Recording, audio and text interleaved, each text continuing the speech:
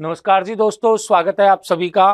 देखिए, राष्ट्रीय आंदोलन में हम आपके आज जिस टॉपिक की आपसे चर्चा करेंगे वो है आपके साइमन कमीशन। कौन सा है? Simon commission. देखिएगा, छोटा सा टॉपिक है।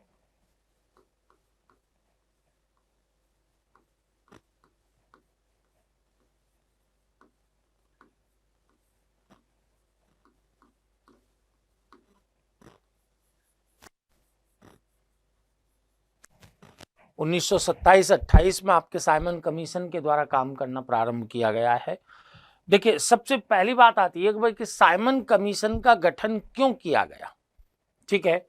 दूसरी बात आपके कि जिस समय साइमन कमीशन का आपके गठन किया गया उस समय ब्रिटिश प्रधानमंत्री आपके कौन थे? ब्रिटिश प्रधानमंत्री। जिस समय साइमन कमीशन का गठन हुआ था उस समय ब्रिटिश प्रधानमंत्री कौन थे और भारत सचिव कौन थे? जो भारतीय मामलों को देखने वाले कैबिनेट स्तर के जो मंत्री होते थे, भारत सचिव के नाम से जिन्हें जानते थे, वो आपके कौन थे? तो देखा जाए कि प्रधानमंत्री थे इस समय बाल्डविन। बाल्डविन आपकी जो कंजर्वेटिव पार्टी से संबंधित थे, और भारत सचिव थे बर्केनहेड। भारत सचिव आपके कौन थे? बर्केनहेड। ठीक है। Simon commission. अब बात आती है कि भाई साइमन कमीशन का जो आपके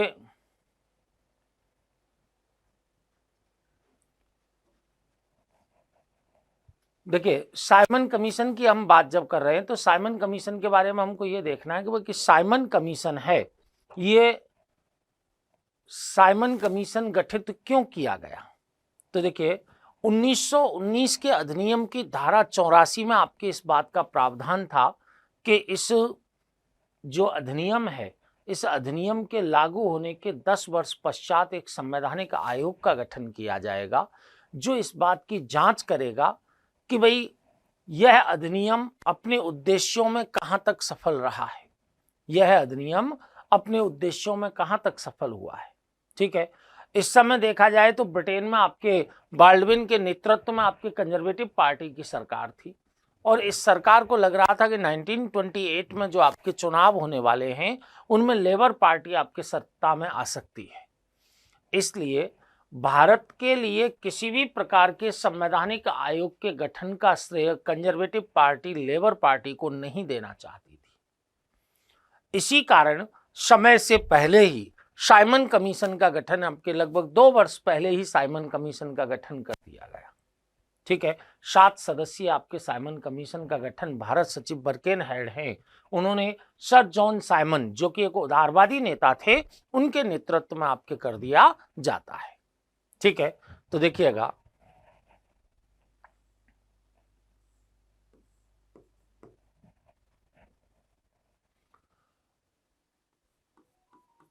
उन्नीस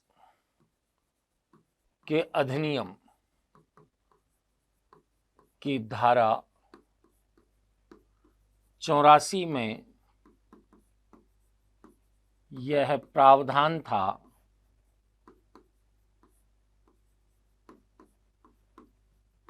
कि इस एक्ट के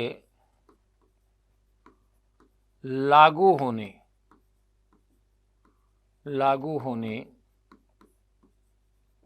के 10 वर्ष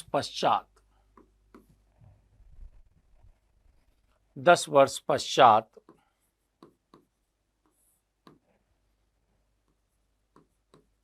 एक संवैधानिक आयोग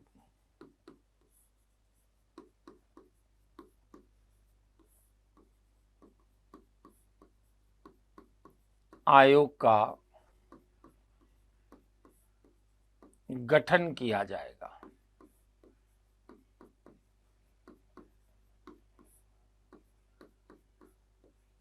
जो इस अधिनियम की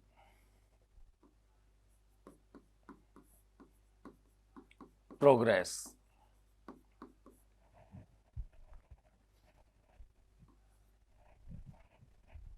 की जांच करेगा कि इस अधिनियम के तहत क्या क्या आपके सुधार आए हैं, ठीक है, उनकी जांच आपकी किसको करनी है, इस आपके संवैधानिक आयोग को करनी है। लेकिन मैंने बताया कि इस समय बाल्डविन के नेतृत्व में कंजर्वेटिव पार्टी की सत्ता में थी और वह उदारवादी पार्टी को उसको लग रहा था कि 1928 के चुनावों में लेबर पार्टी सत्ता में आ सकती है, तो वो ऐसे किसी भी आयोग के गठन का श्रेय उदारवादियों को या लेबर पार्टी को नहीं देना चाहती थी, जो साइमन कमीशन के रूप में या संवैधानिक आयोग के रूप में था, ठीक है। इसलिए 2 वर्ष पहले ही आपके किसका गठन कर दिया गया, साइमन कमीशन का गठन कर दिया गया। तो देखिएगा प्रॉब्लम क्या हुई, इस समय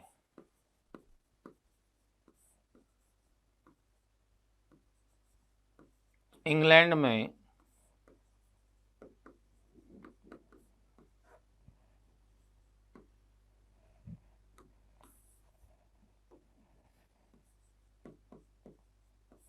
बाल्डविन के नेतृत्व में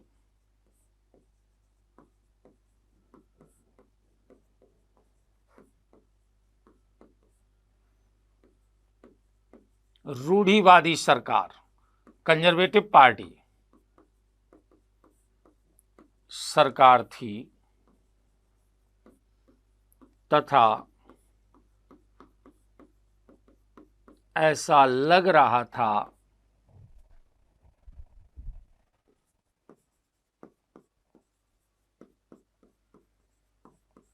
कि 1928 के चुनाव में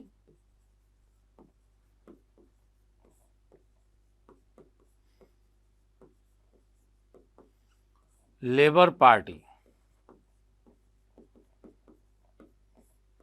सत्ता में आ सकती है।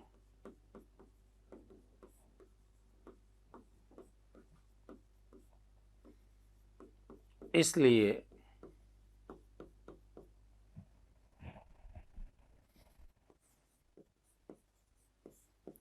समय से 2 वर्ष पहले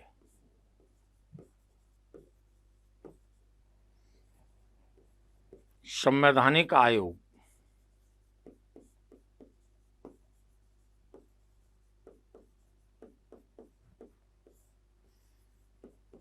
का गठन कर दिया गया।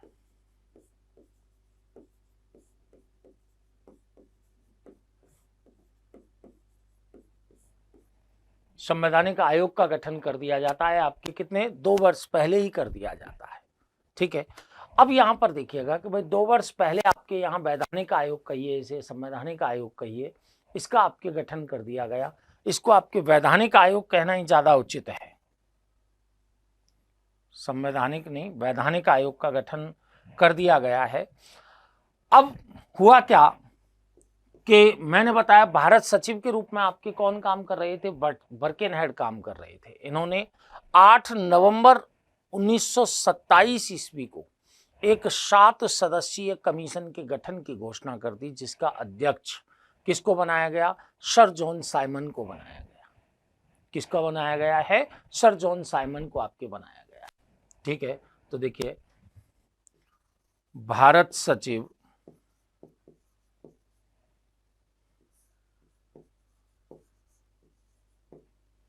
बर्केनहेड ने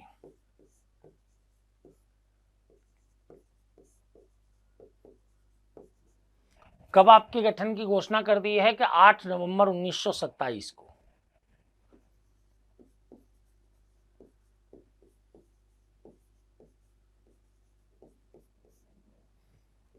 सत्ताईस को Simon commission,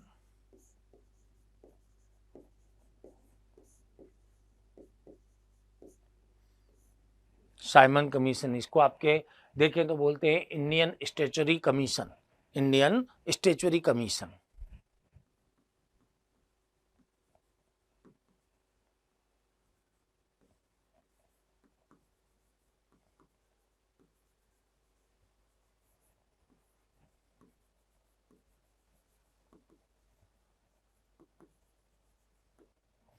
Indian statutory commission आपके किसको बोला जाता है? साइमन कमीशन को बोला जाता है। साइमन कमीशन के गठन की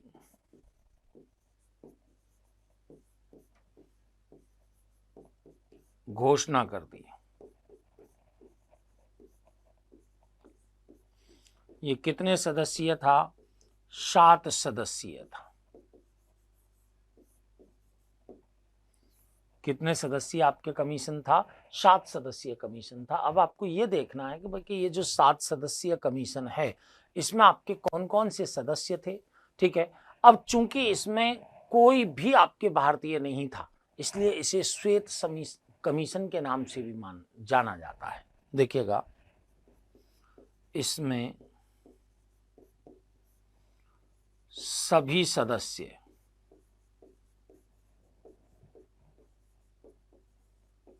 श्वेत थे। इस कारण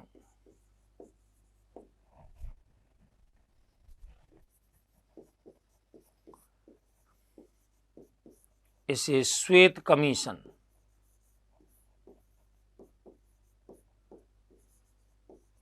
के नाम से भी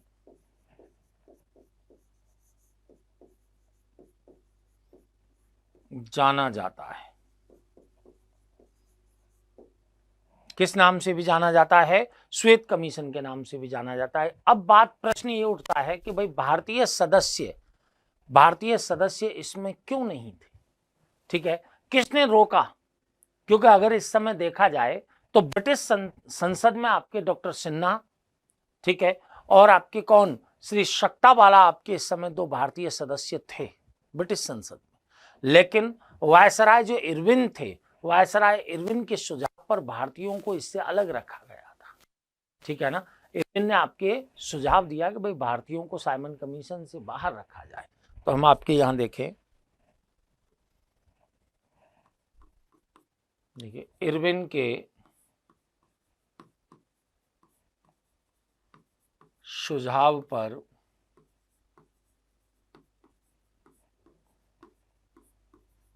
भारतीयों को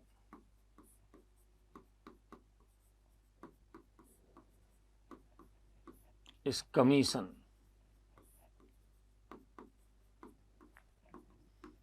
से दूर रखा गया।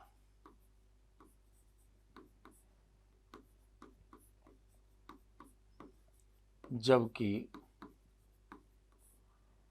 लॉर्ड सिन्हा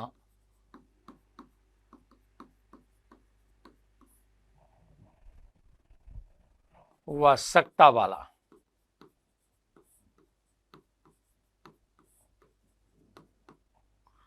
लॉर्ड सिन्हा व सत्तावाला ब्रिटिश संसद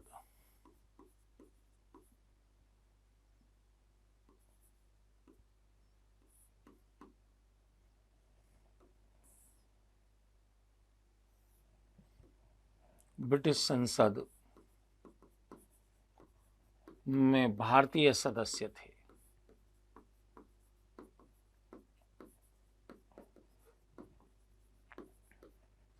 ठीक है, ये बड़ी बात है कि भाई भारत के लिए संवैधानिक प्रावधान लाने वाला आपके एक ऐसा कमीशन जिसमें आपके भारतीयों को ही स्थान नहीं मिल रहा है, जिसमें भारतीयों को ही स्थान नहीं मिल रहा है, ये बड़ी बात थी। इस वजह से आपके क्या किया गया कि भाई कि भारतीयों को इससे दूर रखा गया, इसलिए इसे श्वेत कमीशन के नाम से भी जाना गया है। और यही आधार बना भारत में आपके साइमन कमीशन के विरोध का, यही आधार बन गया है भारत में साइमन कमीशन के विरोध का। अब हमको ये देखना है कि भाई कि साइमन कमीशन है, इस साइमन कमीशन के आपके अध्यक्ष कौन रहे, इसके सदस्य आपके कौन कौन से थे और किस किस पार्टी से रिलेटेड थे। ठीक है, तो देखिएगा,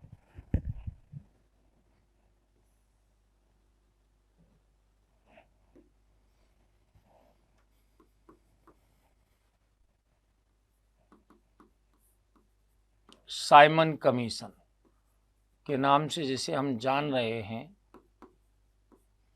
कितने सदस्यीय था ये? 7 सदस्यीय।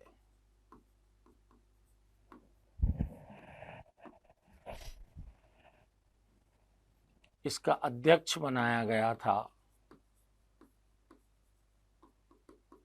सर जॉन साइमन को, सर जॉन साइमन को। देखा जाए तो साइमन कमीशन में केवल सर जॉन साइमन ही आपके उदारवादी व्यक्तियों में से एक प्रमुख थे। ठीक है, ये लिबरल पार्टी से रिलेटेड थे, लिबरल पार्टी, लिबरल पार्टी से संबंधित आपके कौन थे? Sir John Simon. अब इसके सदस्य देखें तो सदस्यों में आपके नाम आते हैं, देखिए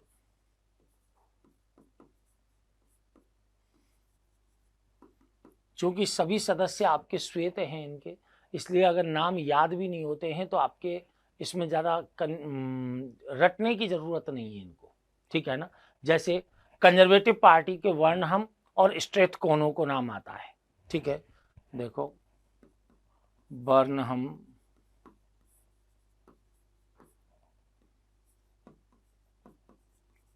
स्ट्रेथकोनो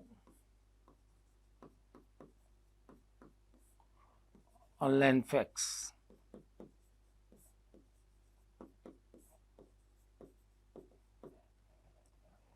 चूंकि कंजर्वेटिव पार्टी आपके सरकार में थी, इस वजह से आपके इनको किसके, कंजर्वेटिव पार्टी की ओर से कैडेगन का नाम भी आता है इसमें। कौन सा आता है? कैडेगन। ये सभी लोग आपके किससे रिलेटेड थे? कंजर्वेटिव पार्टी से।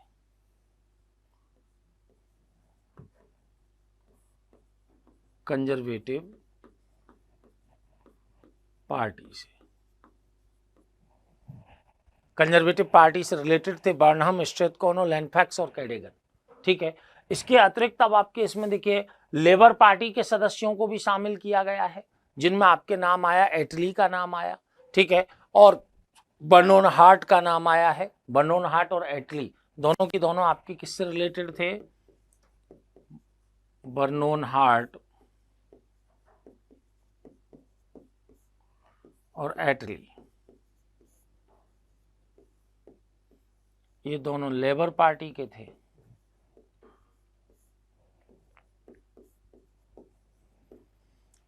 ठीक है, कंजर्वेटिव पार्टी और लेबर पार्टी के तो आपके क्या बनाए गए, इसमें सदस्य 6 + 1 बराबर कितने हो गए? ये 7 सदस्य हो गए, या 7 लोग आपके इसमें शामिल हो गए।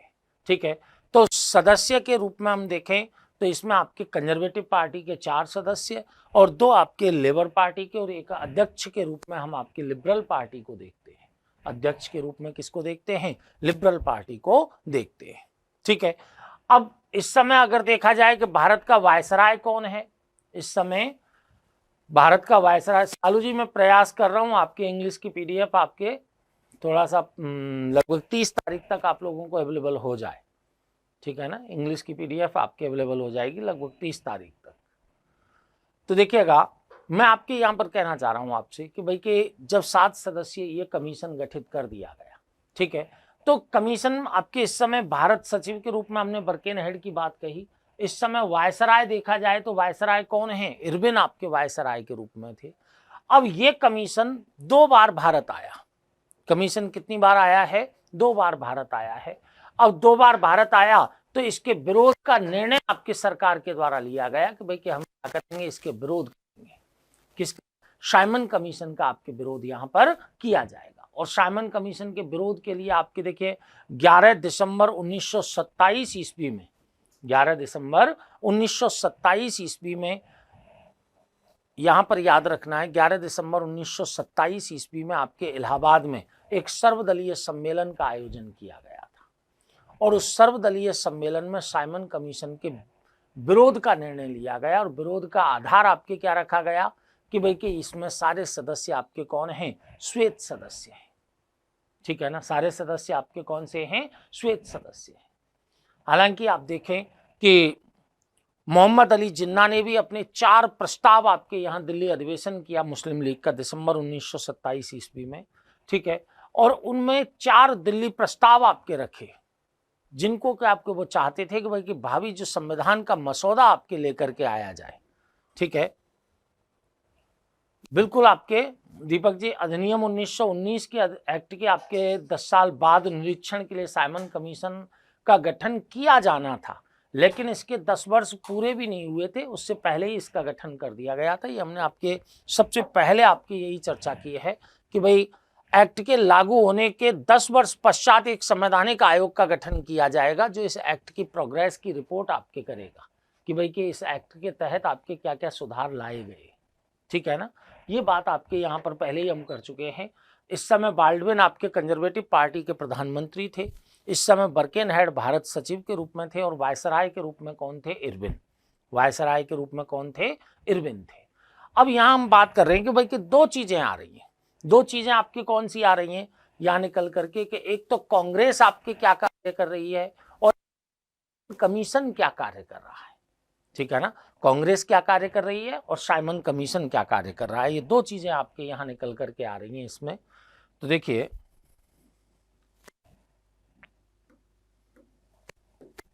हम दो पार्टों में ही आपके इसका अध्ययन करेंगे। ये साइमन कमीशन क्या कार्य कर रहा है और राष्ट्रीय कांग्रेस क्या कार्य कर रही है। ठीक है, क्योंकि राष्ट्रीय कांग्रेस तो इसका क्या करेगी? विरोध करेगी। और चूंकि साइमन कमीशन आपके यहाँ भारत आ रहा है तो ये अपनी रिपोर्ट देगा। तो ये क्या रिपोर्ट दे रहा है, कब भारत आ रहा है, ठीक है, वो हम बात करेंगे। और साथ में भारतीयों ने साइमन कमीशन को क्या कहा है। ठीक है, बस ये 4-5 बिंदु हमारे साइमन कमीशन के संदर्भ में आपके महत्वपूर्ण रहते हैं एग्जाम के दृष्टिकोण से। ठीक है, तो हमने आपके यहां कांग्रेस की बात कही सबसे पहले। के 11 दिसंबर आपके 1927 की बात है। 1927 को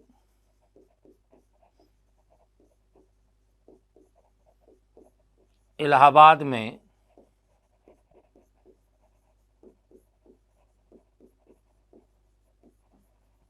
आयोजित सर्वदलीय सम्मेलन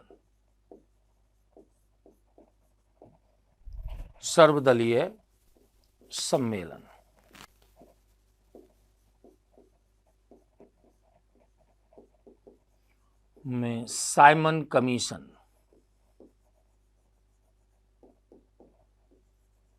के विरोध का निर्णय लिया है। साइमन कमीशन के विरोध का निर्णय आपके कब ले लिया गया है? 11 दिसंबर 1927 को इलाहाबाद में एक सर्वदलीय सम्मेलन का आयोजन किया गया। ठीक है, तो सर्वदलीय सम्मेलन का आयोजन किया गया है। अब इसमें आपके सर्वदलीय सम्मेलन का जो आयोजन हुआ, इस सर्वदलीय सम्मेलन में आपको एक चीज यहां पर याद रखनी है कि भाई मुस्लिम लीग की क्या प्रतिक्रिया रही है। यहां पर मुस्लिम लीग की आपकी क्या प्रतिक्रिया रहती है कि भाई मुस्लिम लीग आपके क्या काम करे। ठीक है, मुस्लिम लीग ने आपके क्या किया है? दिसंबर 1927 ईस्वी में दिल्ली में अपने एक अधिवेशन का आयोजन किया जिसमें 4 प्रस्ताव पारित किए जिन्हें दिल्ली प्रस्ताव के नाम से जानते हैं।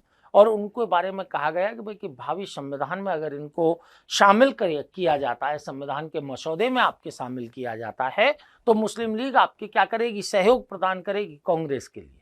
ठीक है, तो यहां अगले पॉइंट में हम आपके वही बात करने वाले हैं।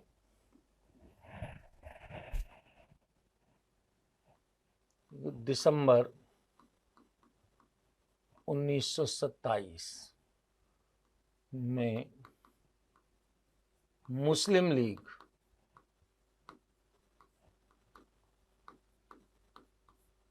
के दिल्ली अधिवेशन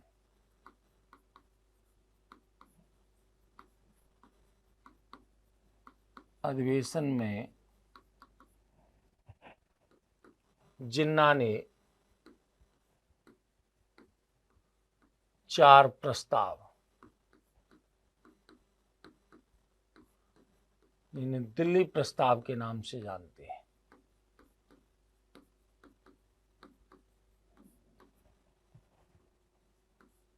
प्रस्तुत किए।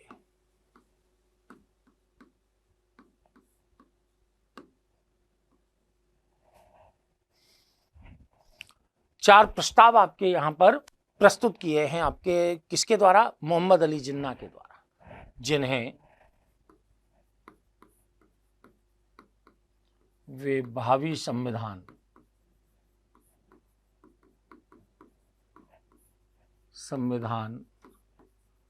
के मसौदे में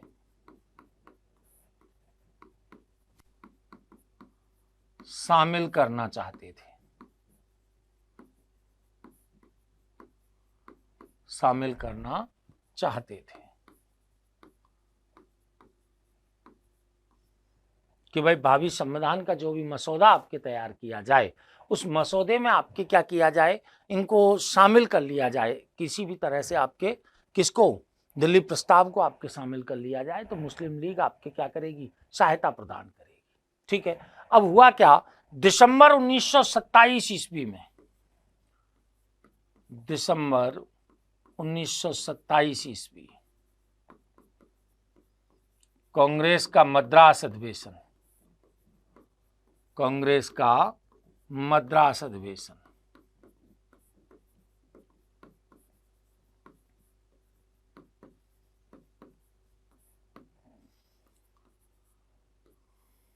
और इसके अध्यक्ष रहे हैं doctor M.A. Ansari. Doctor M.A. Ansari किसके अध्यक्ष रहे हैं, इस आपके मद्रास अधिवेशन है, इसके अध्यक्ष के रूप में रहे M.A. अंसारी। अब इसमें किया क्या गया कि कांग्रेस लीग के आपके दिल्ली प्रस्तावों को स्वीकार करके, लीग के दिल्ली प्रस्तावों को स्वीकार करके साइमन कमीशन के बहिष्कार का जो प्रस्ताव है उसको पारित किया जाता है। ठीक है, देखो इसमें लीग के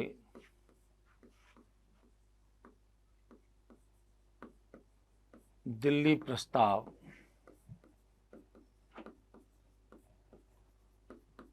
को स्वीकार किया गया।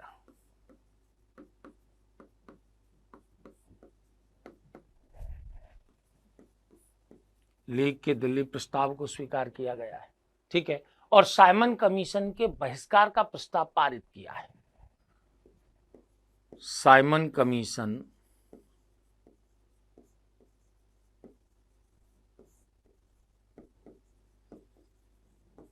के बहिष्कार का प्रस्ताव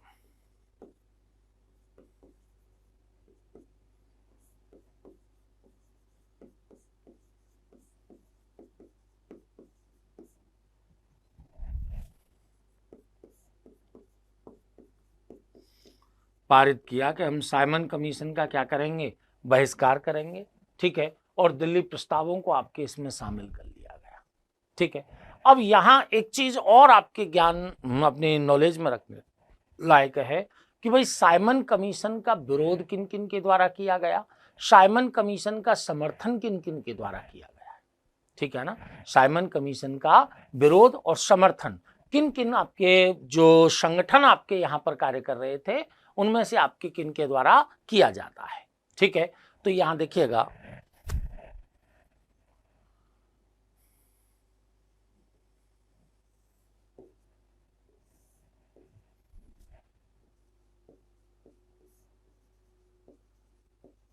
साइमन कमीशन का विरोध और साइमन कमीशन का समर्थन।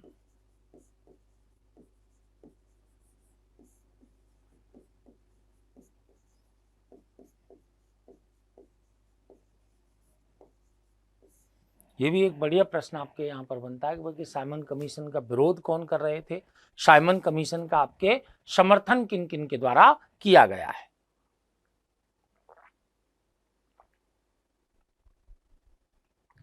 देखिए साइमन कमीशन के विरोध में आपके एक तो कांग्रेस का नाम आया, कांग्रेस के साथ आपके नाम आया मुस्लिम लीग का, मुस्लिम लीग के साथ आपके किसान मजदूर पार्टी है, हिंदू महासभा है, लिबरल फेडरेशन है। इन सभी ने आपके क्या किया है, बहिष्कार का समर्थन किया है। तो देखिए हम आपके इसमें नाम दे सकते हैं, कांग्रेस ने आपके, मुस्लिम लीग ने,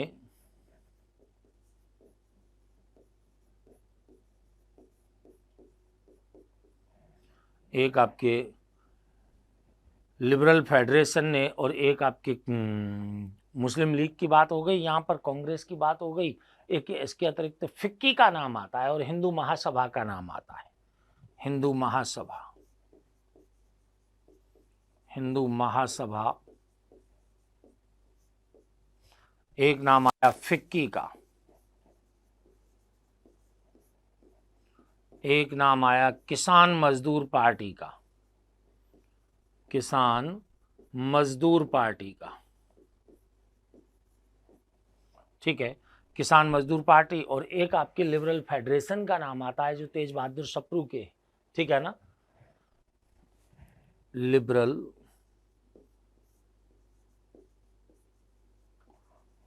फेडरेशन, जो किसका है, तेज बहादुर सप्रू की आपके लिबरल फेडरेशन है, ठीक है, उसकी आपके यहाँ पर चर्चा हमारे सामने आती है। एक हम आपके साइमन कमीशन के समर्थन वाली बात किन की बात करें, पार्टियों की बात करें तो देखो जस्टिस पार्टी है मद्रास की, मद्रास की कौन सी पार्टी है, justice party, justice party Madras. एक नाम आता है मुस्लिम लीग, लेकिन आप कहेंगे कि भाई मुस्लिम लीग तो अभी आपके यहां पर हमने बात कर ली है मुस्लिम लीग की कि यहां ये विरोध कर रही है, लेकिन याद रखना कि यहां पर ये सफी के नेतृत्व वाली जो मुस्लिम लीग है, क्योंकि लीग में भी आपके विघटन हो चुका था लीग का, ठीक है, तो सफी के नेतृत्व वाली जो लीग थी उसके द्वारा समर्थन किया गया इसका।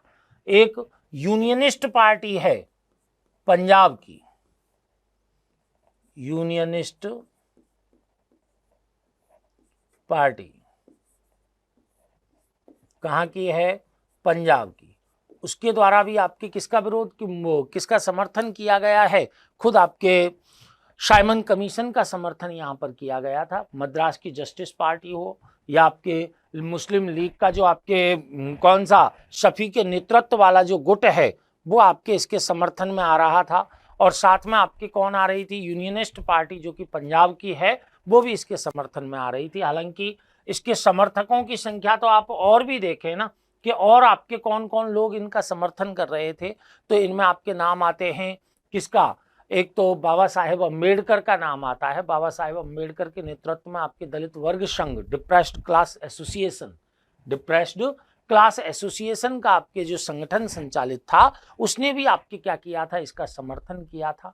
साथ में आपके सेंट्रल सिख संघ हो या फिर आपके ऑल इंडिया अछूत फेडरेशन हो, उनके द्वारा भी आपके इस संगठन, इसका साइमन कमीशन का विरोध नहीं किया गया, ठीक है।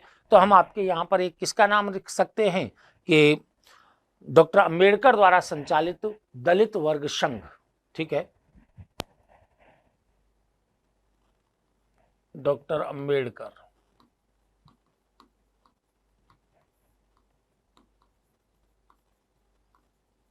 द्वारा संचालित दलित वर्ग संघ,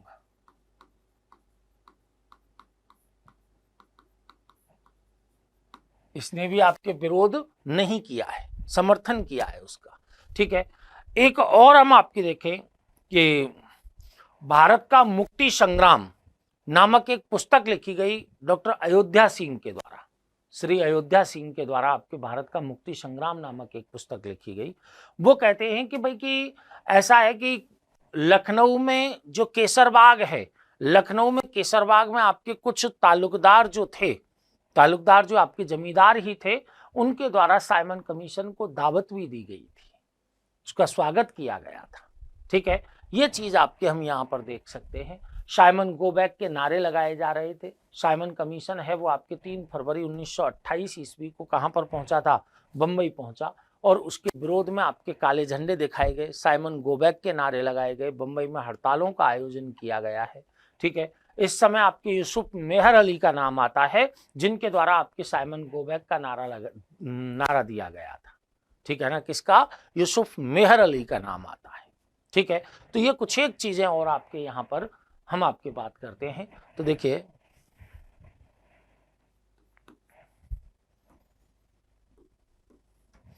कब? आपके 3 फरवरी 1928 ईस्वी को आयोग कहां पर पहुंच रहा है पहली बार? बंबई।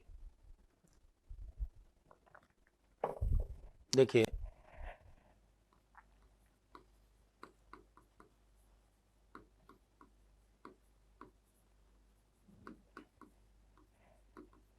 को आयोग पहली बार बंबई पहुंचा।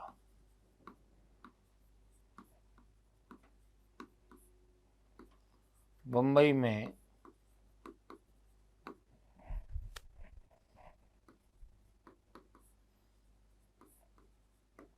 हड़तालों का आयोजन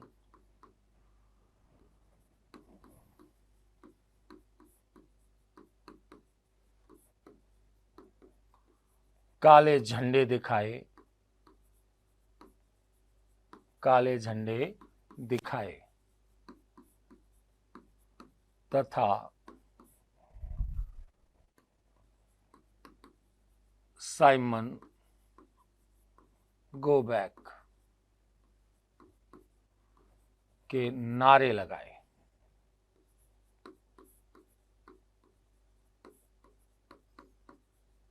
साइमन गोबैक के नारे लगाए। आपके मैंने बताया कि आपके ये जो नारा है साइमन गोबैक का, ये किसने? यूसुफ मेहर अली के द्वारा दिया गया। देखो साइमन गोबैक का जो नारा है वो किसने दिया है? यूसुफ मेहर अली के द्वारा दिया गया।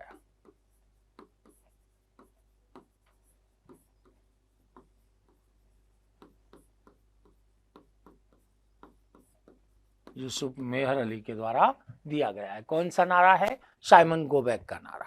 ठीक है, अब ये आपके कौन कर रही है? कांग्रेस आपके विरोध कर रही है। अब अलग अलग जगह पर अलग अलग लोग आपके इसका विरोध कर रहे हैं। जैसे लखनऊ में आपके कौन विरोध कर रहे हैं? कि आपके खली कुलजमा विरोध कर रहे हैं। ठीक है, मुन्ना जी आपके दिल्ली प्रस्ताव की चर्चा हम करेंगे आपके जब यहाँ क्या सांप्रदायिकता का उदय करेंगे, क्योंकि हम यहाँ आपकी चर्चा करने लग जाएंगे तो ये फैल जाएगा।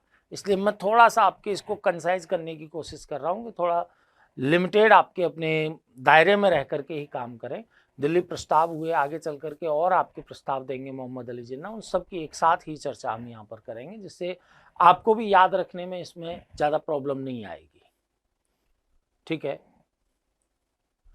लिबरल पार्टी आपके यहाँ पर अवधेश जी, यहाँ पर तात्पर्य है लिबरल पार्टी का जो उदारवादी दल है, एक रूढ़िवादी दल है, और एक लेबर पार्टी जो आपके वहाँ कामगारों का जो आपके पार्टी है, ठीक है ना, उसकी बात आपके यहाँ पर हो रही है। तो यहाँ आपके देखिएगा हम बात कर रहे हैं कि इसका विरोध आपके कौन कौन सी जगह पर हुआ है। तो देखो लखनऊ में विरोध,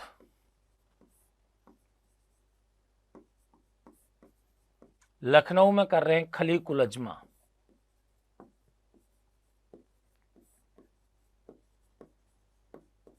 लखनऊ में विरोध आपके कौन कर रहे हैं? खली कुलजमा विरोध कर रहे हैं। ठीक है, और आपके इसके अतिरिक्त आपके देखें कि भाई लखनऊ में जवाहरलाल नेहरू भी हैं। ठीक है, लखनऊ में आपके कौन? गोविंद वल्लभ पंत भी हैं। उनके द्वारा भी आपके साइमन कमीशन के विरोध में लाठियां खाई गई। ठीक है ना, जवाहरलाल नेहरू और गोविंद वल्लभ पंत, उनका नाम भूलना नहीं है यहाँ पर, जवाहरलाल नेहरू।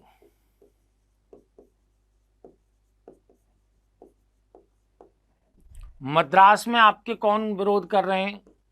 मद्रास में विरोध कर रहे हैं टी प्रकाशम।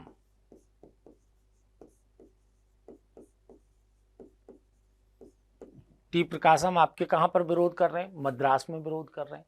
साथ में आप यहां पर देखें कि जो इसका सर्वाधिक विरोध था वो आपके कहां पर था? लाहौर में। लाहौर में आपके सर्वाधिक विरोध था किसका? साइमन कमीशन का। और यहां साइमन विरोधी रैली का नेतृत्व कर रहे थे लाला लाजपत राय। ठीक है, देखो यहां कौन कर रहे थे? लाला लाजपत राय। अब सभी को आपके यहां पर पिटाई सबकी हुई है। ठीक है ना, जो जो विरोध में आ रहे थे ना, पिटाई उन सब की हुई है, लेकिन लाला लाजपत राय हैं, लाला लाजपत राय की आपके लाहौर में पिटाई ज्यादा हो जाती है। जिससे आपके क्या है कि 17 नवंबर 1928 ईस्वी में लाला लाजपत राय का निधन हो जाता है। ठीक है, लाला लाजपत राय ने आपके अस्पताल में कहा भी था कि मेरे शरीर पर लाठियों के जितने घाव पड़े हैं वो ब्रिटिश साम्राज्य के ताबूत की आखिरी कील साबित होंगे। ये किसने कहा था? लाला लाजपत राय ने कहा था। लाला लाजपत राय ने कहा था। तो देखिएगा,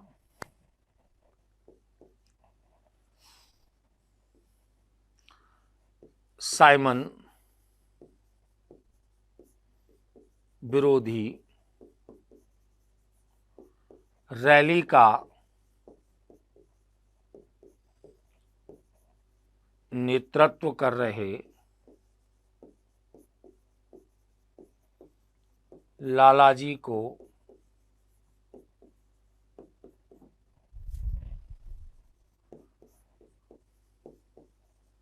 लाठियों से पीटा गया।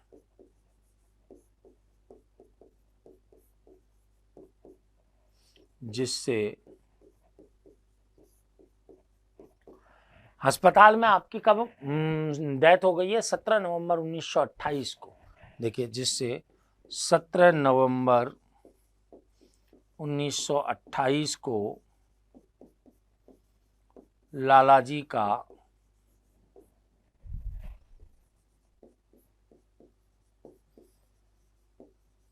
निधन हुआ।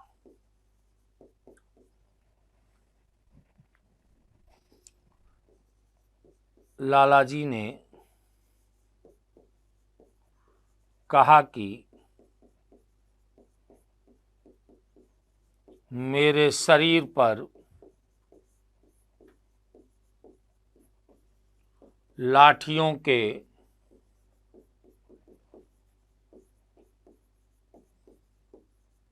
जितने घाव पड़े हैं वो ब्रिटिश साम्राज्य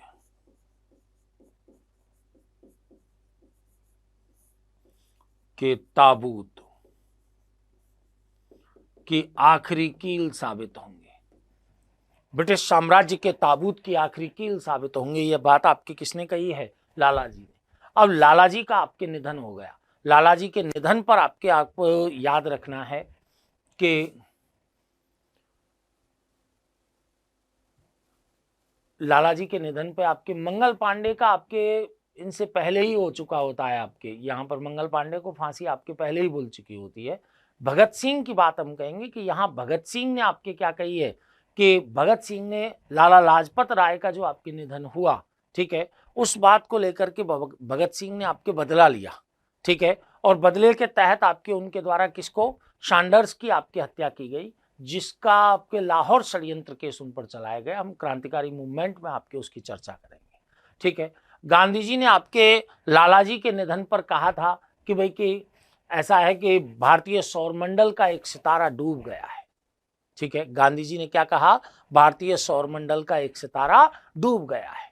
ठीक है, खुद जिन्ना ने भी आपके कहा कि लालाजी की मृत्यु का जो क्षण है वो भारत का बहुत बड़ा दुर्भाग्य है। किसने? मोहम्मद अली जिन्ना ने कहा। ठीक है, तो आपके देखिए,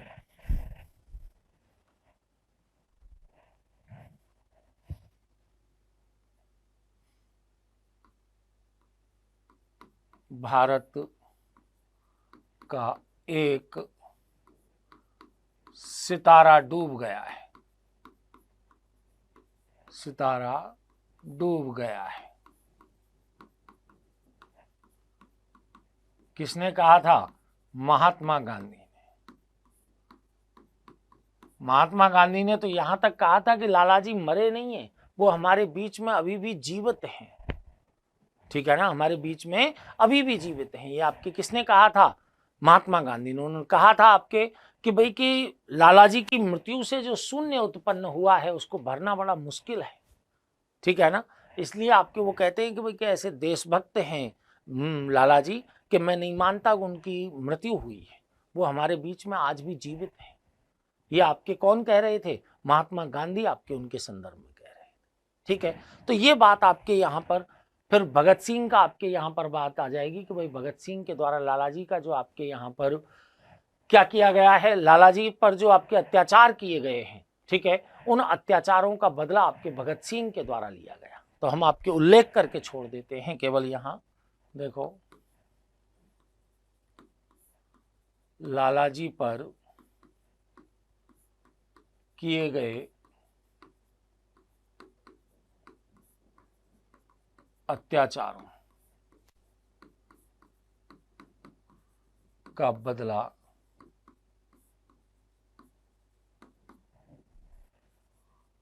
भगत सिंह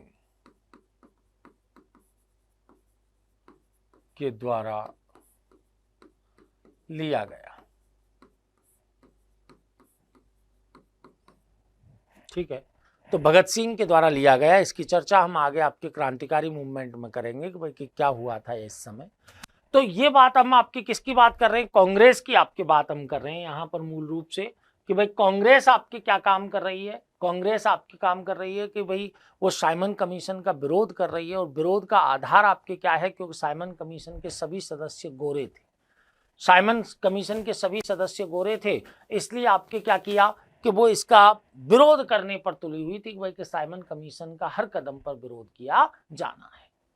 ठीक है, उसके लिए आपके पहले इलाहाबाद में सर्वदलीय सम्मेलन आयोजित हुआ, फिर आपके देखें कि कांग्रेस का मद्रास अधिवेशन डॉक्टर अंसारी की अध्यक्षता में हुआ, उसमें के नारे लगाए गए, अलग अलग स्थानों पर अलग अलग लोग आपके इसका विरोध कर रहे हैं, समर्थन और इसके विरोध में आपके पार्टियों में भी आपके यहाँ पर, क्योंकि यहाँ देखो पूर्ण असहयोग नहीं है, जिसकी बात आपके गांधी जी ने असहयोग मूवमेंट के समय की थी ना, तो वो पूर्ण असहयोग यहाँ पर देखने को मिल ही नहीं रहा है, कुछ समर्थन करते थे, कुछ विरोध करते थे। ठीक है ना, ये बातें आपके यहाँ पर मुख्य रूप से हो रही थी। अब हम देखें कि भाई साइमन कमीशन इस दौर में क्या कर रहा था। साइमन कमीशन जिसका गठन हो चुका था, तो वो आपके क्या कर रहा था साइमन कमीशन, तो मैंने बताया साइमन कमीशन 2 बार भारत आया है। ठीक है, तो देखो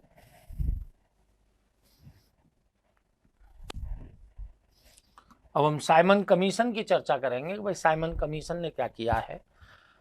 देखिएगा, साइमन कमीशन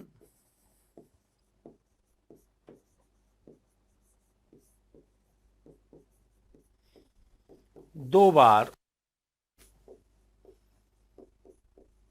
भारत आया, और दोनों बार आपके कैसे आया है, 2 बार भारत आपके कैसे आया, एक बार तो फरवरी मार्च 1928 में ही आया, फरवरी मार्च 1928 में आ गया एक बार। दूसरी बार आपके कब आया है कि अक्टूबर 28 से अप्रैल 29 तक, अक्टूबर 1928 से अप्रैल 1929 तक साइमन कमीशन आपके 2 बार कहाँ आ गया है, भारत आ गया है। ठीक है, अब भारत आ गया तो इसने अपनी रिपोर्ट आपके कब सौंप दी, भारत आकर के आपके इसने रिपोर्ट भी तो तैयार की, इतने समय तक आपके ये किया इसने, तो मई 1930 में इसने अपनी रिपोर्ट दे दी। ठीक है, तो देखो मई 1930 में रिपोर्ट सौंपी, रिपोर्ट सौंपी। ठीक है, इस रिपोर्ट पर आपके देखो प्रकाशन कब हुआ है इसका कि 27 मई 1930 को प्रकाशित कब कर दी गई है, 27 मई 1930 को प्रकाशित कर दी गई रिपोर्ट, आपके जो साइमन कमीशन ने रिपोर्ट सौंपी उसी को प्रकाशित कर दिया है। ठीक है, अब आपके यहां देखिए इस पर, इस रिपोर्ट पर लंदन में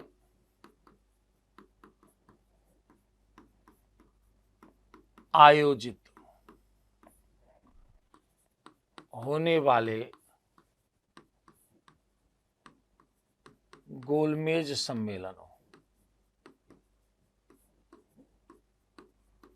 सम्मेलनों में विचार होना था। ठीक है, गोलमेज सम्मेलनों में विचार होना था आपकी कौन सी रिपोर्ट पर, जो साइमन कमीशन ने आपकी रिपोर्ट दी है। ठीक है,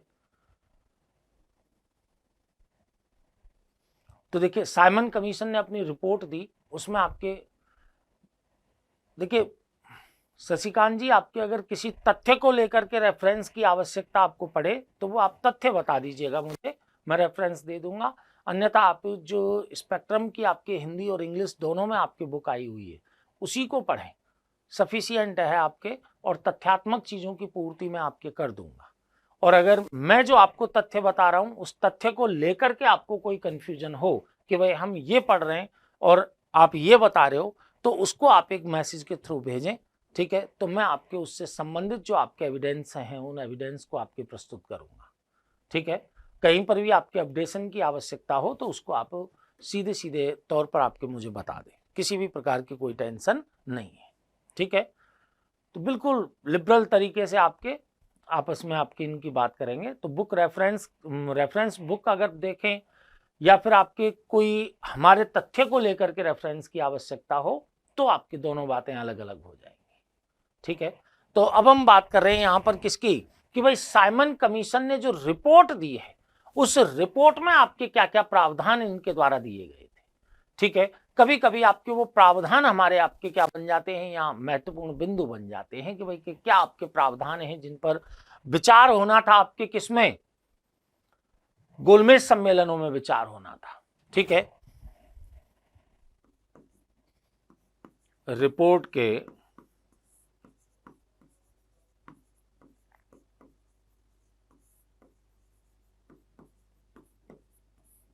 प्रमुख बिंदु,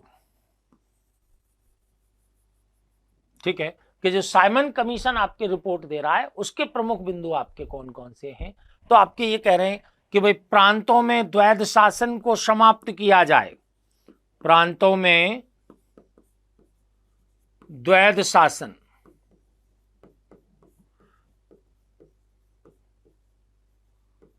को समाप्त किया जाए, समाप्त किया जाए। ये 1919 के अधिनियम के तहत आपके लाया गया था द्वैध शासन, उसके समापन की बात आपके किसने, साइमन कमीशन ने स्वीकार की कि भाई कि इसका समापन हम करें। ठीक है, दूसरी बात आपके क्या कह रहे हैं कि केंद्र में उत्तरदायी सरकार का गठन ना किया जाए, नहीं किया जाए, क्योंकि इसके लिए उचित समय अभी नहीं आया है। ठीक है, देखो केंद्र में उत्तरदायी सरकार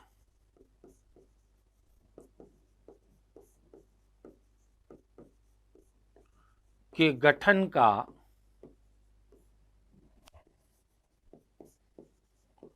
उचित समय नहीं आया है, इसलिए इसका गठन आपके ना किया जाए। ठीक है, हालांकि केंद्रीय विधानमंडल का पुनर्गठन किया जाए। ठीक है, केंद्रीय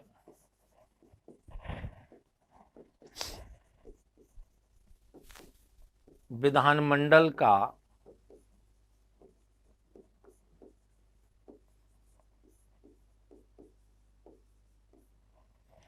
पुनर्गठन किया जाए,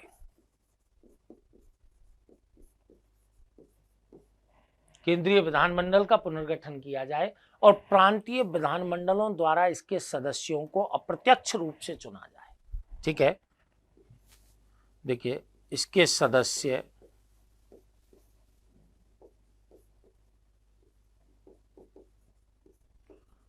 प्रांतीय विधानमंडलों से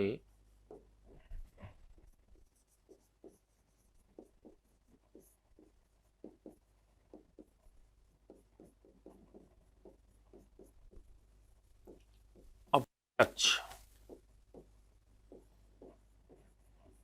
रूप से चुने जाएं,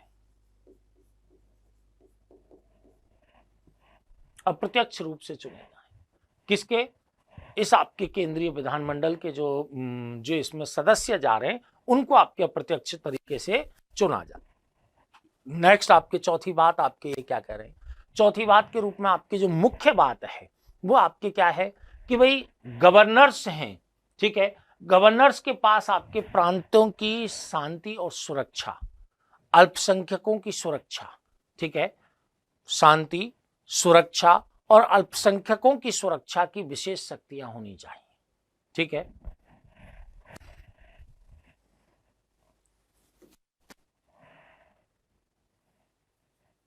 देखो, प्रांतीय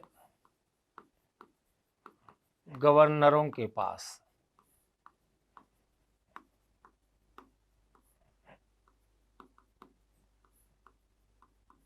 सुरक्षा,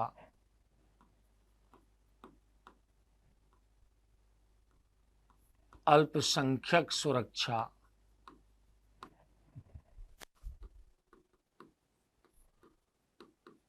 यानी कि एक वह शांति की विशेष शक्तियां,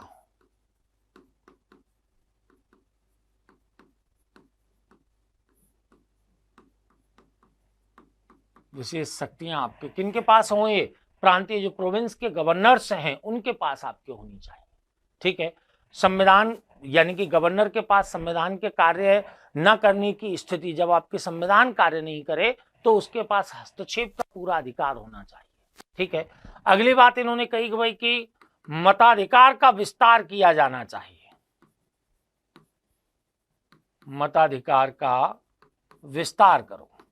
इस समय 2.5% चल रहा था, इन्होंने कहा कि भाई कि ऐसा करो 10% तक इंक्रीज, 10 से 15% तक इंक्रीज कर दो इसे, ठीक है। दूसरी आपके यहां पर बर्मा को भारत से अलग कर दिया जाए, बर्मा को ब्रिटिश भारत से अलग कर दिया जाए, बर्मा को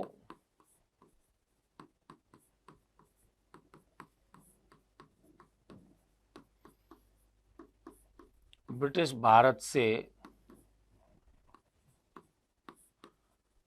अलग किया जाए तथा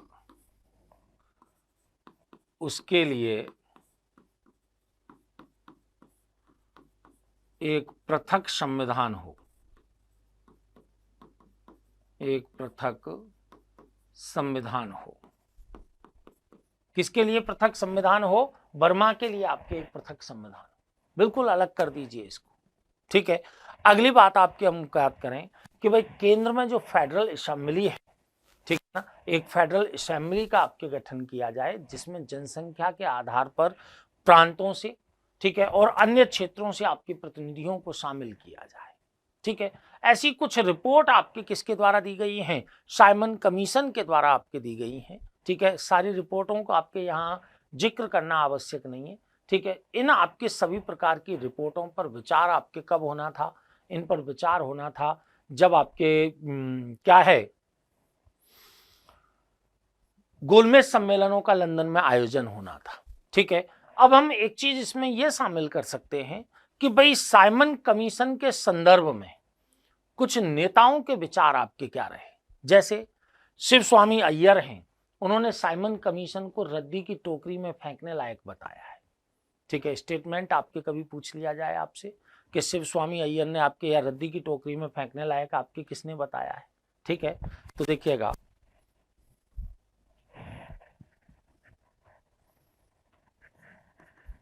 साइमन कमीशन के संदर्भ में भारतीय नेताओं के विचार,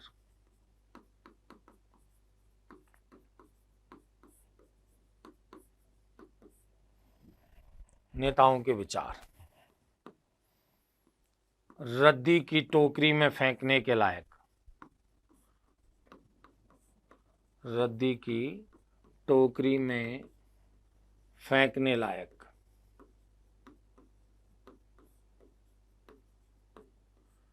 शिव स्वामी अय्यर ने